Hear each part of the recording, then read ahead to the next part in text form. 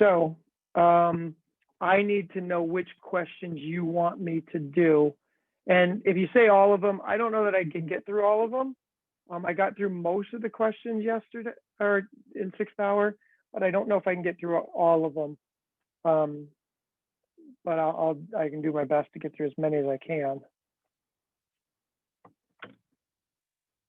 So I'll give you a second to figure out which ones you want me to do. And if you put them into, if you put in the questions as far as chat it to everybody, then we won't duplicate which ones we, and there's no shame in having a question right now. So 4, 5, 12. And we can start there, and I'll start there. So let's look at 4. And I will share my screen.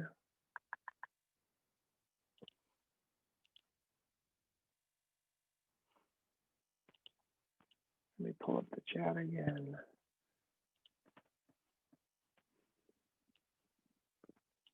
Okay.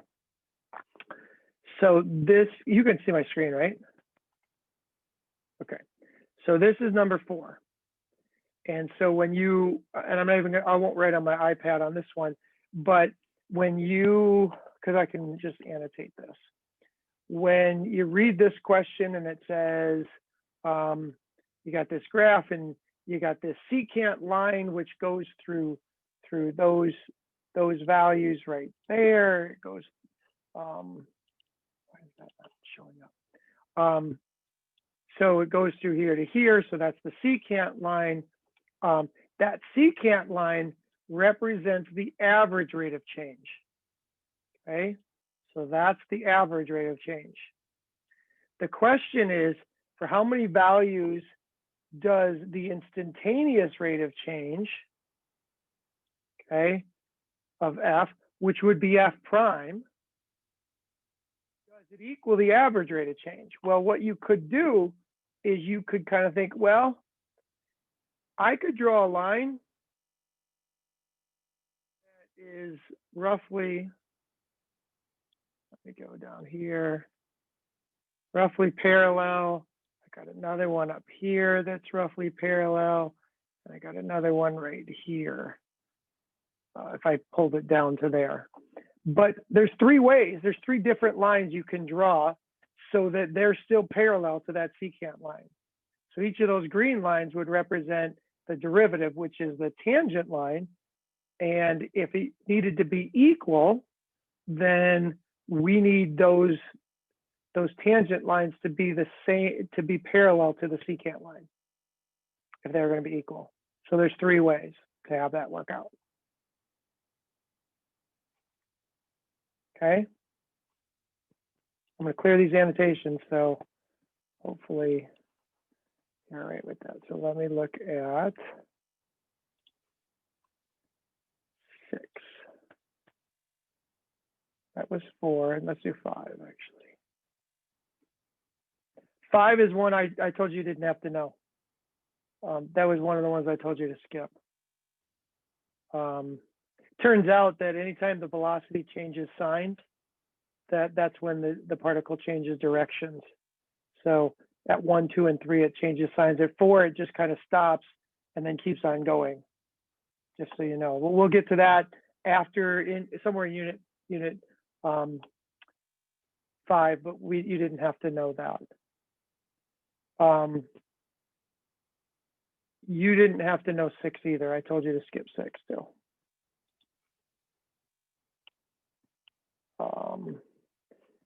I think 7 was the other one. You didn't have to know 7 either. 5, 6, 7, and 15 maybe. Is that the other one I told you not to worry about? Quick question. What? For the FRQ, that second question, you said not to do that one, right? Also. On FRQB, yes. Okay, just double checking. Okay, so let's go to 10 and 11.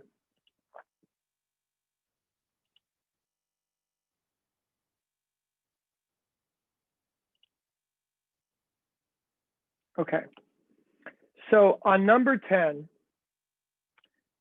I'm going to draw this figure. I'm going to draw it on my iPad to kind of match it.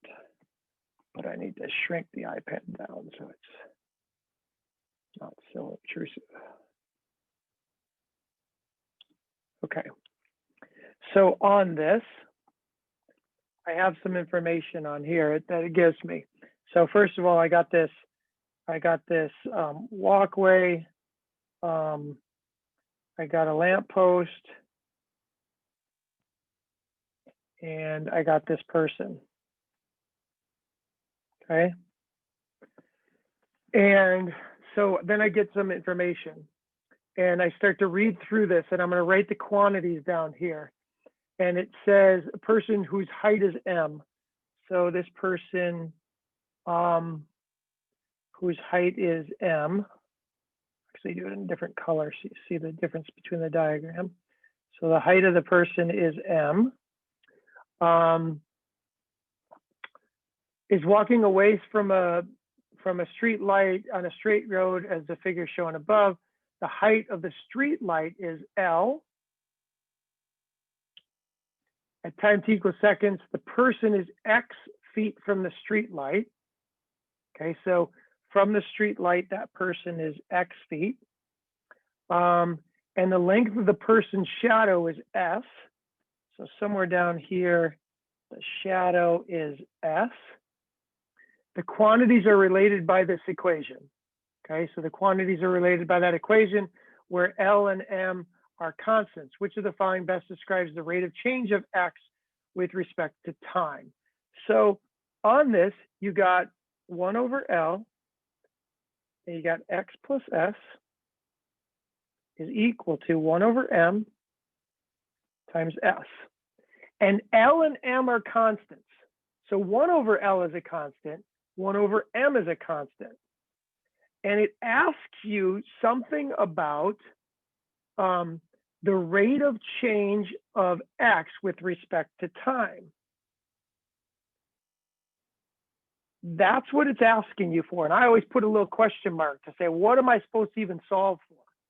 That's what it's asking for, because when you read this part down here where it says the rate of change of X with respect to time, that part right there is dx dt. Wait, where did you X and S on the little graph? Where did you don't even really need to know those, but that's what they told me they were.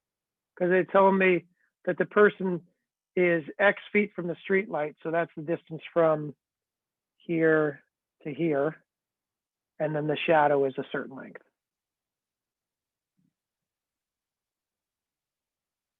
Okay, so now all we really have to do on this is we just have to differentiate this thing.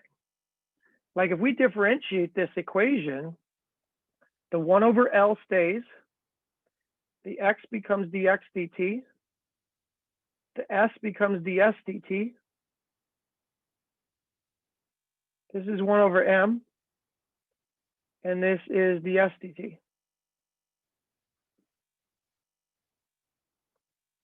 And now we just go through and do, you know, like I could multiply by L.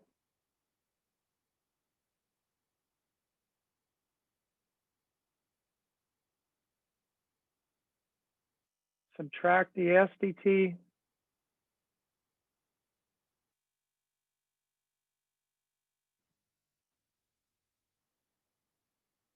And that is D.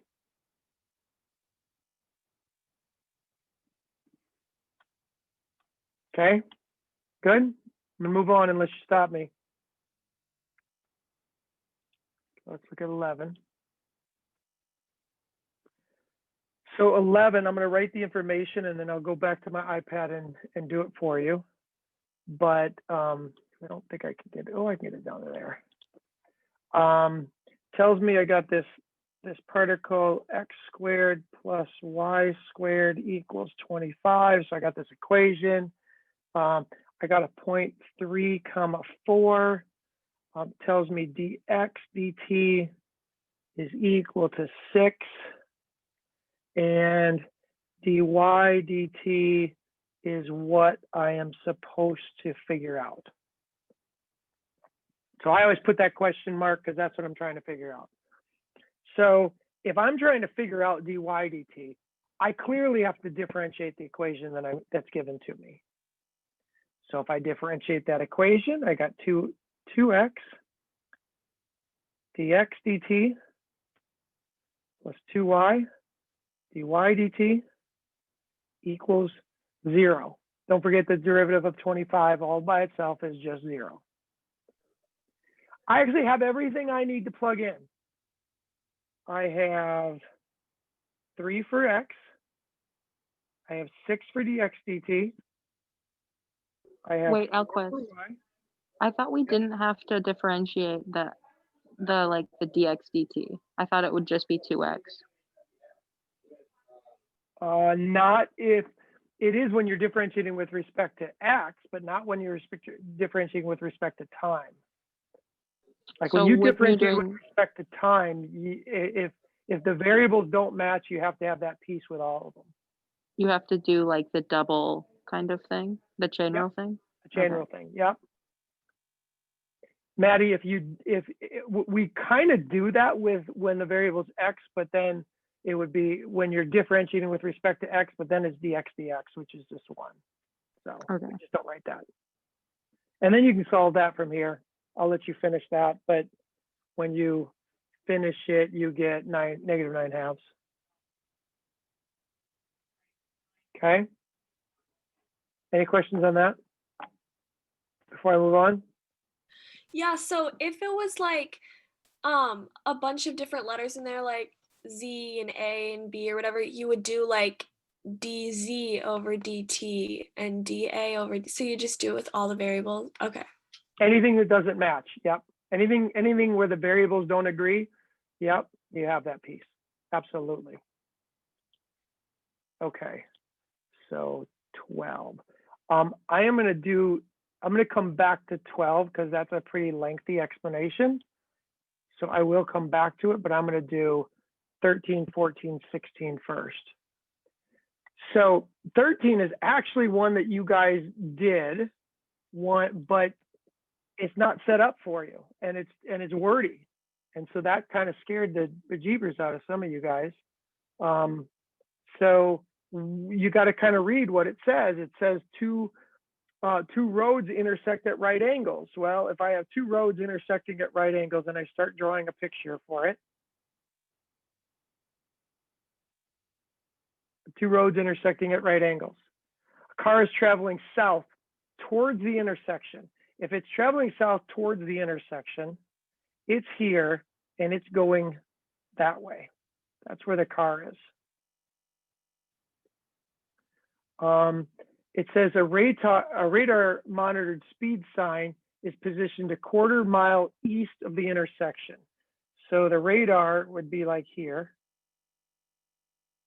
And it's a 1/4 mile east of the intersection. The speed sign provides both the distance from the sign to the approaching car. So the speed sign provides that distance, and it provides the rate of change. At a certain time, the speed sign shows the approaching car is exactly a 1/2 mile away. I'm going to call this C, which would mean this is a 1/2. And the rate at which the distance between the car and the sign is decreasing at 60 miles per hour. So that means dc dt is equal to 60, negative 60. And then it gets into the question and it says, which of the following is true about the distance between the car and the intersection? So I'm going to call this value A, I'm going to call this value B, and we're going to need a BD/dt. That's what we're trying to find, because if you look, all of the answers talk about this word, have this word rate, which means it's a derivative. Okay. So now what we have to do is we have to do some calculations, but let me do something first. dA/dt, unless you heard this explanation before, I don't want you to answer it if you heard the explanation. But what is the value of dA/dt? and why?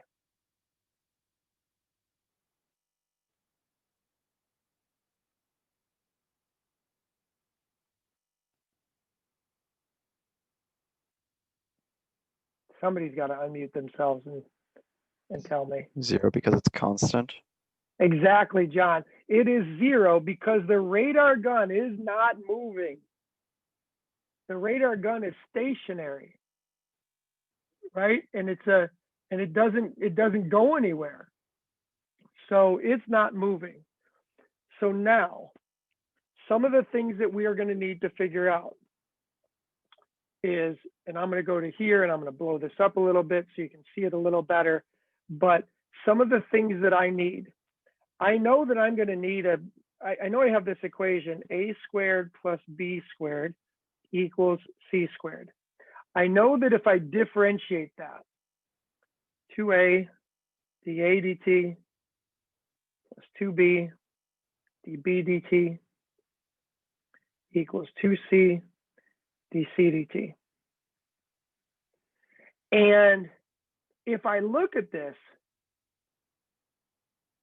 part is 0. That I don't have to worry about. That's not even part of my process anymore. I know that this value right here is 1/2.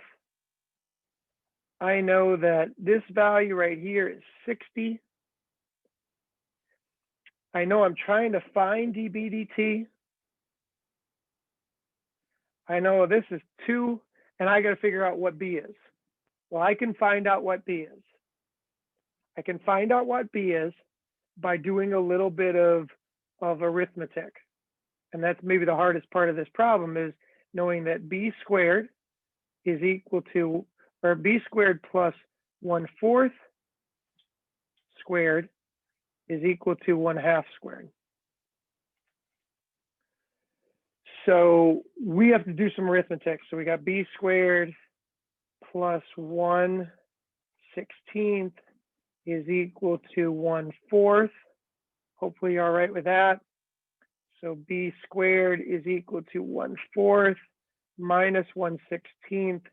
If I do a little bit of arithmetic on that, that means b squared is equal to 3/16, because 1/4 can be written as 4/16 minus 1/16 is 3/16. And if I take the square root of it, I get b is equal to the square root of 3 divided by 4. Does that make sense?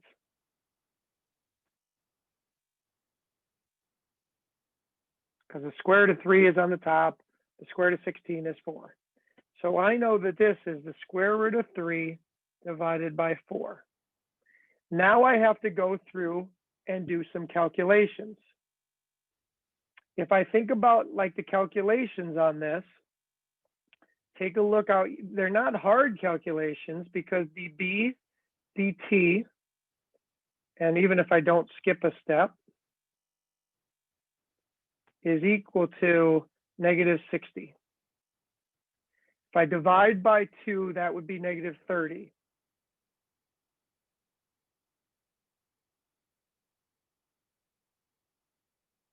So I'd have that is my answer. Can you real quick just go over how you got like the 3/4 or 3 squared over 4 thing, or whatever, square root of 3 Square root of 3 over 4? The square root of 3 over 4? Is that what you want? Yeah, sorry. So right there in green. So a squared plus b squared equals c squared. And it's actually right there. A squared plus b squared equals c squared. So right up here. So b squared, if I square 1/4, I get 1/16. If I square 1/2, I get 1/4. If I subtract 1/16 from both sides, I get this. But 1/4 is 4/16 minus 1/16 is 3/16. But then I have to take the square root, and the square root of 3 is just the square root of 3, and the square root of 16 is 4. Okay, cool. Thank you. Sorry, I got confused. That's all right. I'm glad to help. So then you just get down to here, and then negative 30 times 4 is negative 120. And one of the things that if you had kind of bumbled the square root of 3, notice that everything else is in here. And you know, if you were, let's say you were just guessing, right? Let's say you were like, well, shoot, because I don't know how to do this problem. I would have to guess on this. Fine. You actually have a 50-50 shot based on this, because if you look at it, if you look at this diagram and this car is going this way, dB/dt has to be negative. The distance between the car and the intersection better be going down. If it's not going down, then you're not even in the problem. And there's two values for decreasing, B or D. And if you get to that and you guess, well, you know, now you got a 50-50 shot, right? But B was the right answer. All right. Let me do 16. And then I'll go back to 12.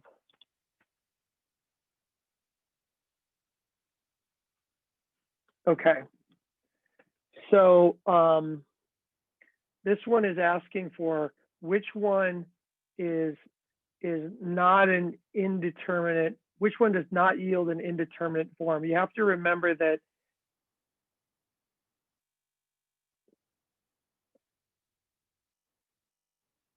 indeterminate forms are 0 over 0 or infinity over infinity. Those are the indeterminate forms. So once you know that, then you can start going through each one of these. If you look at A, 3 times 0 squared over 0 minus the sine of 0 is equal to 0 over 0, because the sine curve looks like this and the sine of 0 is right there. The natural log of 0 over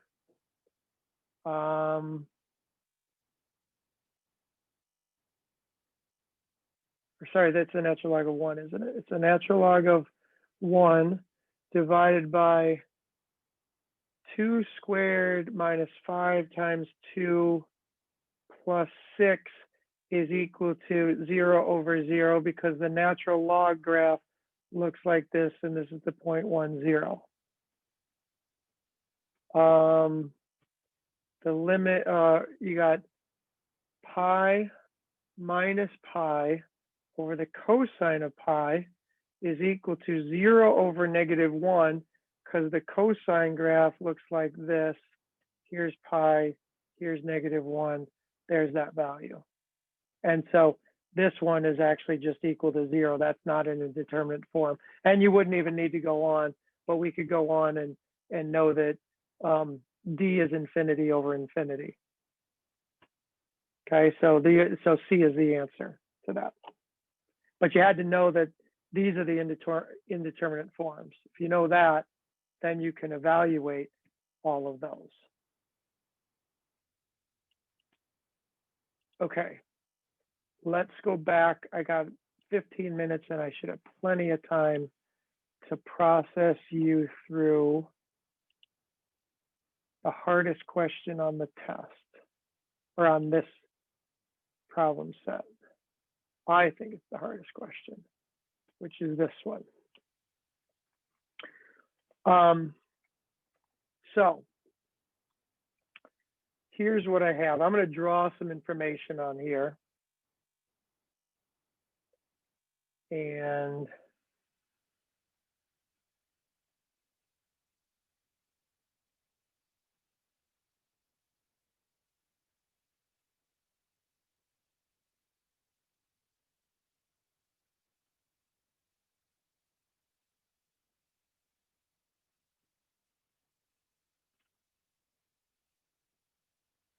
okay.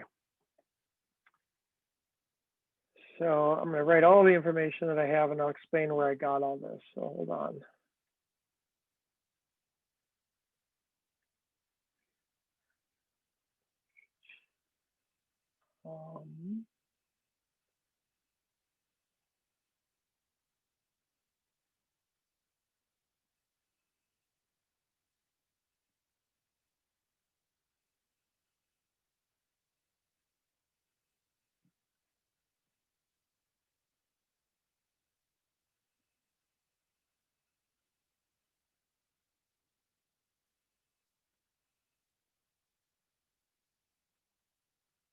Okay, so here's all the information I get from this problem. Okay, and I'll show you where I pulled all this information. So I got this, the volume of this cone. I got this cone. I got the volume equation. They give it there at the bottom. Right here, they said water is leaking from the tank at 12 cubic feet per hour. If it's cubic feet, that has to be a rate of change of volume because feet cubed is a volume unit of measure. Oh, this is 27. This question was super confusing. That's good. So I mean, the volume is 27 cubic feet, right? Wait, Everybody Alquist, with me there? why? I don't understand that. There's two shapes. Hmm? I don't get. There's two. Why is there a radius? Why are there two radiuses? Because one is when you fill up this cone, and one is when the total volume of this cone. It's like one of those paper cups that you have at a water cooler, and you can pour water into it. This Okay. happens to be that water is leaking out of it. Okay, so it's basically, this is a big water tank, and the water tank has water leaking out of it, and the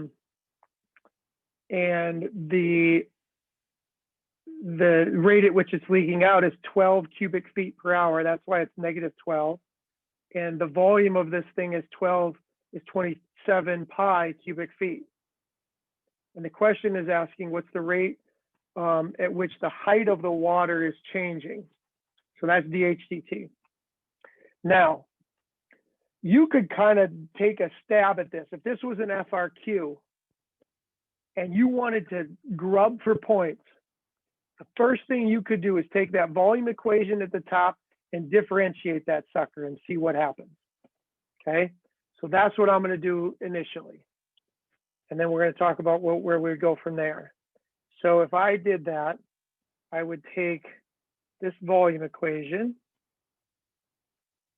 which is 1/3 pi r squared times h, and I would differentiate it. And if I differentiated it, I'd get dv dt is equal to 1/3 pi times 2r dr dt times h plus 1/3 pi times r squared dh dt.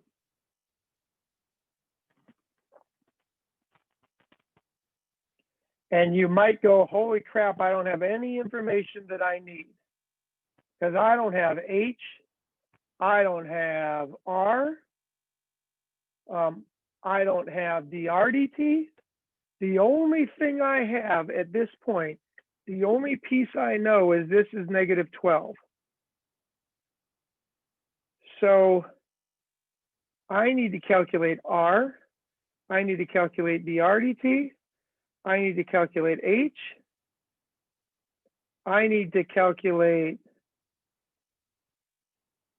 r and square it, and dh dt is going to be right there. So I still have to fill in all that other information. So now I got to do some work. Now I got to go back and kind of figure out where in this problem do I have pieces that I can use. And that's why this problem was clearly the hardest question on this test, or on this set. So let's go back to here. Now, if you go back to here and you look at this picture, just like they came up with the expression in the lamppost, and just like Mr. Austed did this fabulous job of teaching you, if I draw that down, I have two triangles that are similar, and their sides are proportional. Their sides go in the proportion where r divided by 5 is always equal to h divided by 15, no matter what. Wait, why do you know that? Because this triangle, this little triangle right here, is similar to this big triangle. And so sides are proportional. So no matter when you fill this up, they have to have that relationship. So from here, I'm gonna do something here. I'm gonna write that r is always equal to 1/3 h. That's always going to be true. R is always going to be 1/3 of the height. When it's full, the radius is 1/3 of the height, right? 5 is 1/3 of 15. No matter when it's full, the radius is always going to be 1/3 of the height. Does that make sense? No. Where did you get the 1/3 from? Take the purple equation right here and multiply by 5. 5 divided by 15 is 1/3. What, James? I'm kind of lost. Which part are you lost on? The r divided by 5 equals h divided. I get this similar triangle stuff, but I just Right. don't totally get that. Oh, never mind. I get it. Never mind. I mean, when you think about like this is the radius and this is the height when the whole thing is full. Do you see how they're 1/3 of each other, or I do. one's I do. 3 times 5 is 15, or 15 divided by 5 divided by 15 is 1/3. So they always have that balance. They always have this balance of a ratio that works out no matter where it is in its filling process. So here's what we got to deal with now. Okay, here's what we have to deal with. Is we have to deal with the fact that no matter what, we need to come up with we need to use this equation, and this value to come up with what h is and what r is. Because if we know what h is, we can figure out what r is. If we know what h is, we can figure out what r is. So this is what I'm going to do.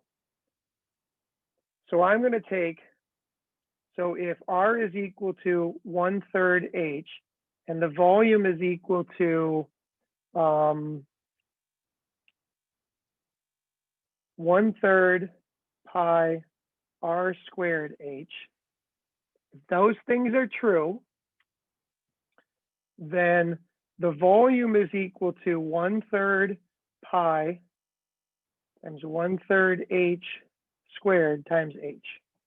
If I just plug that in, does that make sense? Yes? No. All I did was I took this, put it right there. Yes. Sorry. Elquist, it like kind of makes sense when you do it now, but like I don't get like, were we supposed to know how to figure this out? Not even know how to do it, but just like This how would to have been a figure hard out. question. This would have been a Well- hard question, but I mean, so there wasn't a delta math question like this. And I can give you one like this and then show you how to do it. And then the next time, maybe you can come up with it next time. I mean, I understand that it's, I understand that it is hard when you're trying to do it here, but conceptually, we haven't done anything that's like I haven't done anything really way out of bounds, something that's brand new as far as what you've learned in your past. Are we pulling some stuff from geometry? Absolutely. But have we done a new method of differentiation? No. Have we done a new method of anything? No. I mean, is it hard? Yeah, I agree that this is hard. I mean, I'm not gonna sit here and sugarcoat it and say this is easy, because I don't think it is. But I don't think it's nothing that we haven't done. So I mean, was it hard at the time? Absolutely. But that's why I'm going over it. I just think it's like, it can be frustrating when you like do the delta math and then you think you know it all, and then we like head over to AP Classroom and we do like something that like pulls like geometry out. Like it's just like hard to understand how like we're like obviously we knew how to do this, but like that was like 2 or 3 years ago. It's just like, I don't know. That's why calculus is hard. That's why we do AP Classroom. That's why I continually assign AP Classroom. That's why I continually tell you that if you get half of the questions right on AP Classroom, you're doing fine. That's why I curve I adjust the scale on AP on the test drastically. I mean, that's why I give you just credit for doing the problems, not for getting credit, not for actually doing it correctly on the progress checks. I mean, that's why I give you all this grace on that, because part of it is just learning. I mean, if you just do all the problems that you know how to do and you get them all right, you don't have any idea what you don't know, right? I mean, you have no idea what you don't know. It would be like running the flex offense for the first time and never seeing it before. The first time you ever run it, you suck at it. And you have to do it over and over and over. And I say the flex offense because I know Sadie plays basketball, but it's for any other sport or any other play or anything else you've done. I mean, you got to practice it, and it's just the way it is. And you're going to struggle at it. And I would say that, yeah, that's part of the deal. And that's okay. And don't freak out about it. I mean, it's just the way it is. I think I'm just frustrated because this doesn't feel like practice. This feels like learning something new because it's not what was on the delta math. Right, because I can't give you the delta math is limited. But don't you pick the AP Classroom questions? I would give you this anyway, because I know AP is going to ask you questions like this. So yeah, AP is going to ask you questions exactly like this. This is an AP question. The progress checks are, I mean, yeah, this is hard.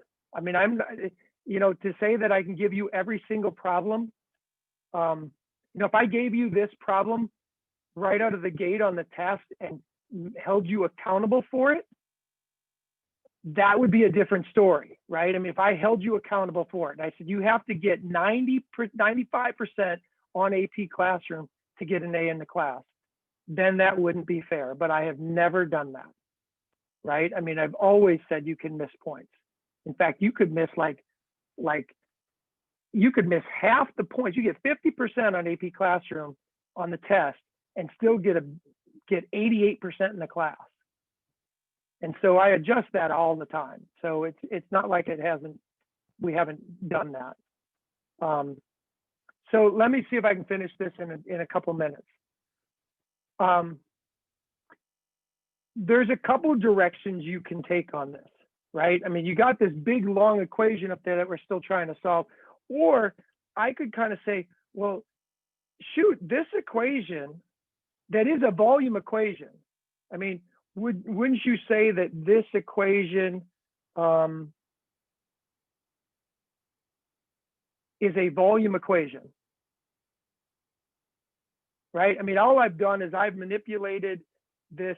This is a volume equation for this specific cone. And all I did was I just put the 1/3 and the 1/3 squared together to make it 1/3 cubed. And I put the h squared and the h together to make it h cubed. That's a volume equation. Well, if I differentiated that equation instead, that equation differentiated would be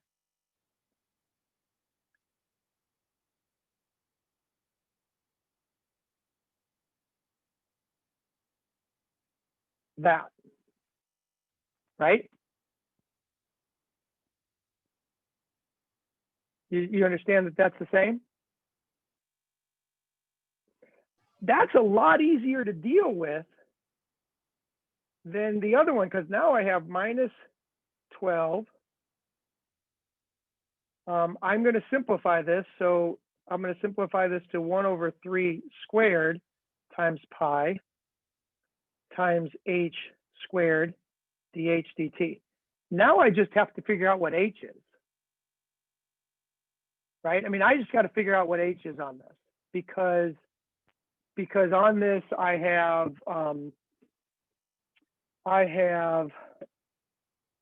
and all I did to get this to be 3 squared is it's 3 cubed, but then this 3 and they reduce.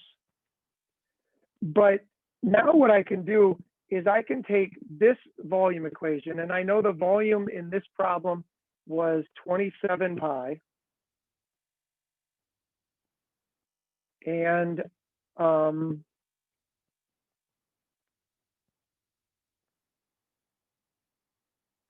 I could solve this for h. If you have to go, I understand, but I'll keep finishing this. And then if you want to stay, you can see the end of it. I'll record it either way, but I know that it's 3:15. So I need to solve this.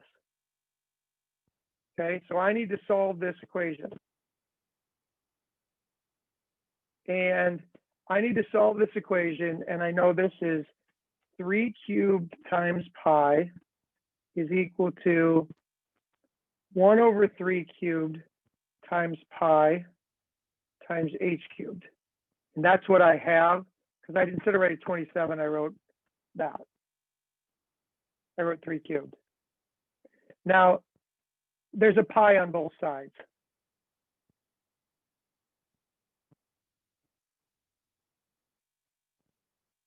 So I have that. That makes sense. Hopefully it does. If it doesn't, then you'll have to go back and review this. So 3 cubed times 3 cubed is equal to h cubed. Okay, so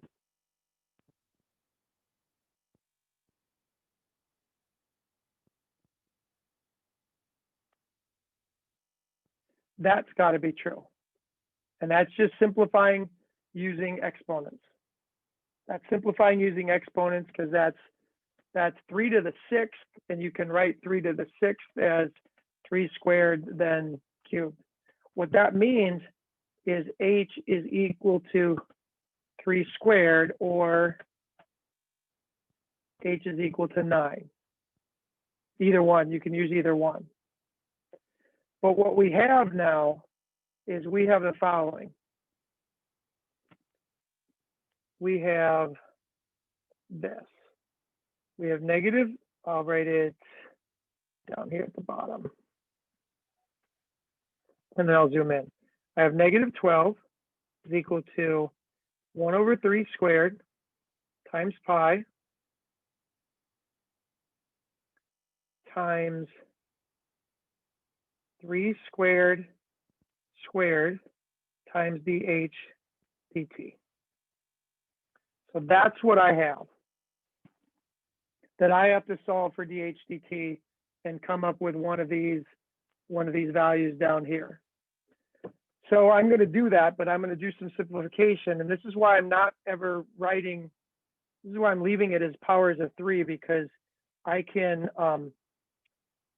write this as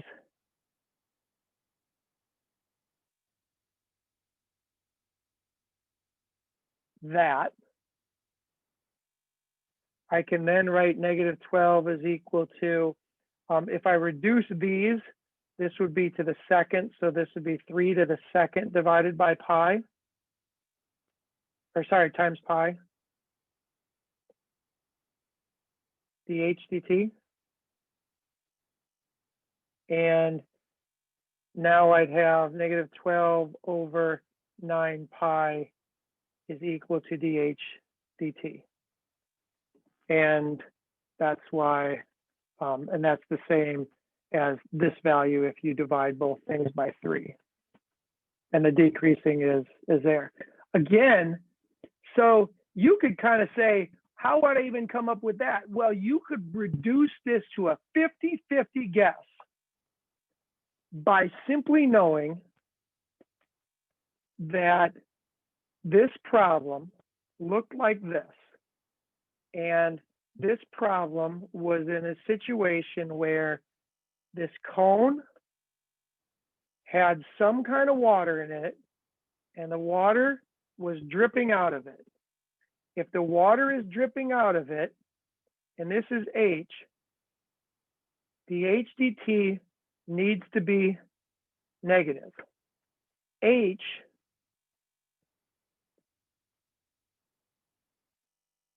needs to be going down. So if that's the case, if H needs to be going down in this problem, if you were like, well, I couldn't do all that math, and I was like, okay, fine.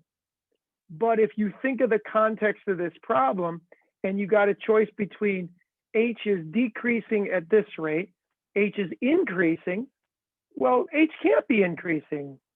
It's going down. H is increasing at this rate, or H is decreasing at this rate. You literally have a 50-50 guess. You can guess A or D and be at least in the game.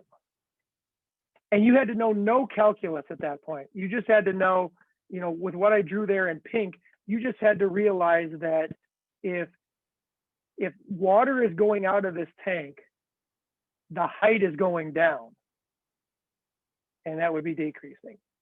And so you could have said, oh, well, I'm going to guess A, and you'd be wrong, but at least you were in the game. Anybody who guessed B or C, any of these four or these two people, they didn't even really think about what the context of the problem was, because the height's got to be going down. So you could have gotten a 50-50 shot right there.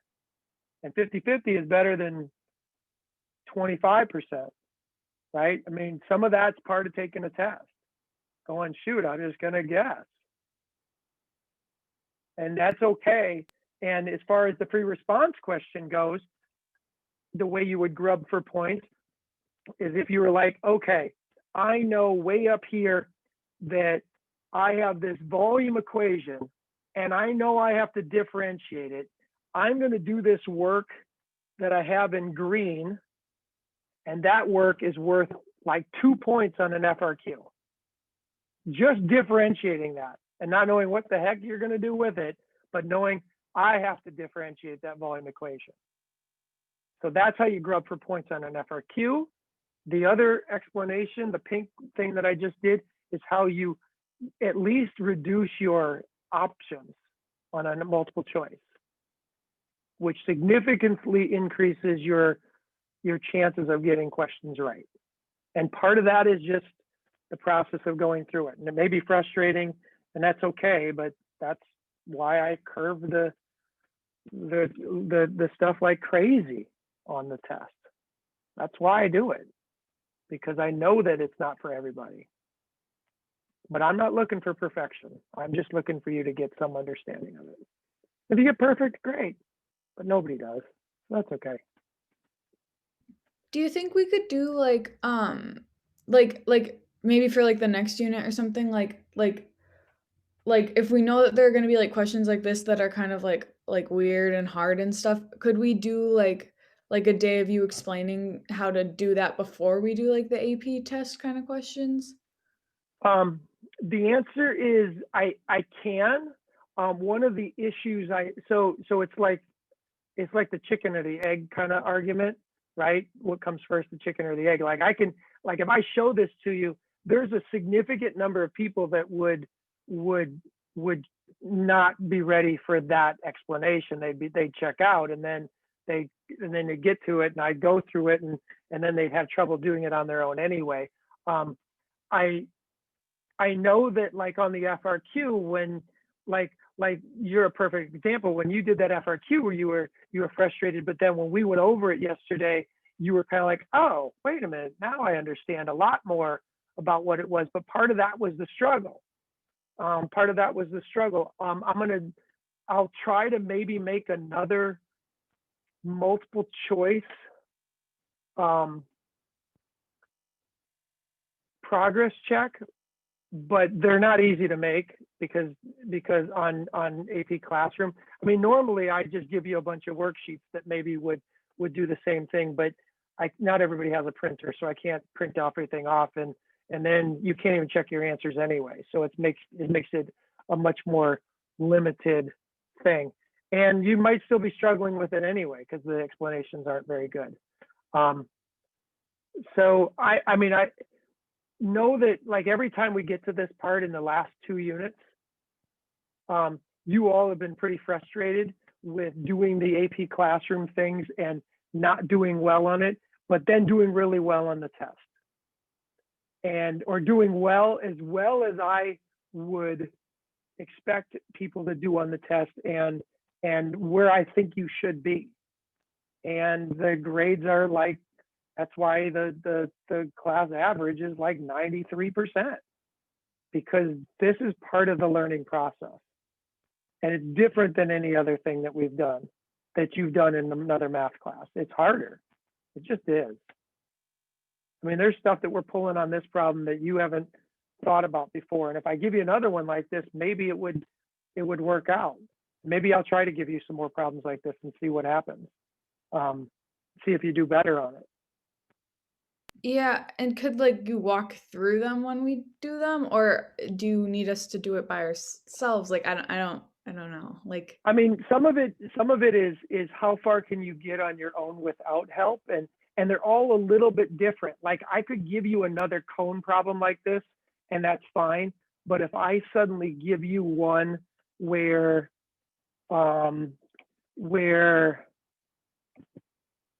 the thing looks more like